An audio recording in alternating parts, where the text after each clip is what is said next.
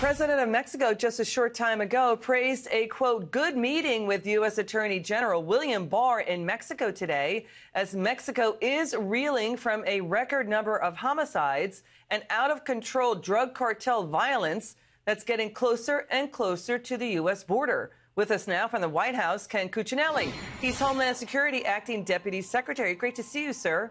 Good to be with you again.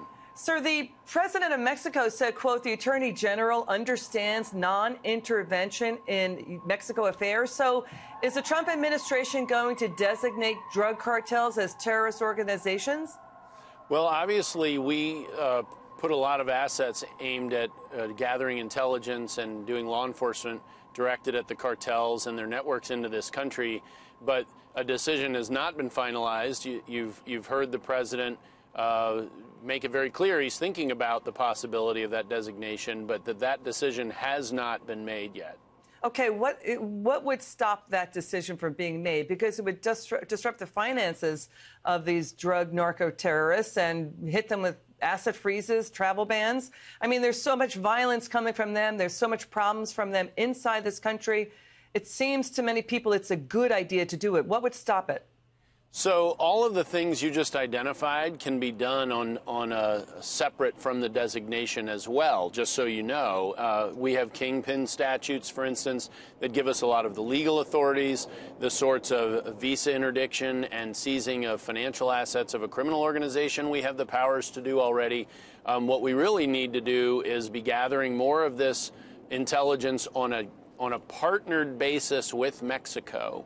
And there are trusted partners in Mexico that we work with on things like immigration that we need to expand our efforts to encompass going after these cartels. And that's something that, you know, I'm sure the Attorney General, I was not privy to any of that, but I'm sure those are the sorts of things that he may have raised as asks from the United States, in addition to having Mexico do more to deal with the human smuggling and the illegal immigration that we have coming into this country. I mean, you're right in the front lines. You're Yes. working on this. I mean, we're clocking and tracking 261,000 homicides in Mexico since 2009. Why would the government of Mexico oppose the designation of drug cartels as terrorists? Why would they be against it? Well, for one thing, they believe that they are making efforts on not just in their security forces, but in some of their domestic policies to address the underlying problems they face with the cartels. They would be embarrassed, frankly, by the designation, and that is a big deal to a country with as proud a history as Mexico has. And those are all factors that drive their president to his decisions.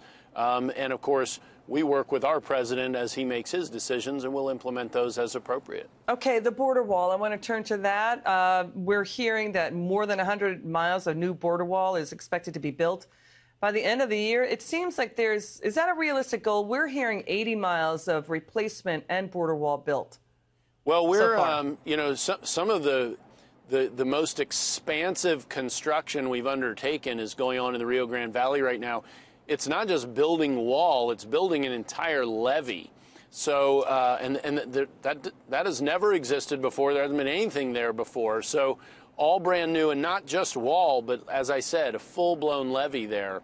That's in addition, or a part of the 88 or so miles built so far under the president's leadership. And of course, you know, he's driven forward to win court cases to get DOD money shaken loose, and CBP, Border Protection, Customs Border Protection, and Commissioner Mark Morgan has been very aggressive in moving this forward along with the Corps of Engineers. So that's going to continue. We'll be close at the end of this year, but our real goal is the end of 2020 to be well past the 400, on our way to 500, and have more than 500 under contract and construction. You know, we're here in New York. Remember, we've been reporting on MS-13 gang violence, machete attacks. Remember, the president had angel families in his State of his State of the Union.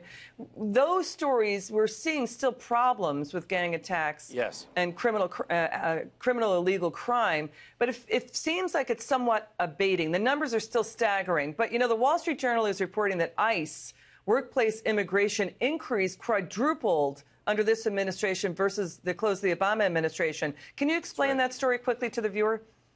So you have seen various forms of enforcement go up under President Trump, and it shouldn't be any surprise. If I could just comment on your MS-13 piece, you know, a few years back, I was Virginia's Attorney General, and I would say then and today, the biggest violent crime threat in the Commonwealth of Virginia, and other attorneys general all around the country could have said the same thing, was MS-13.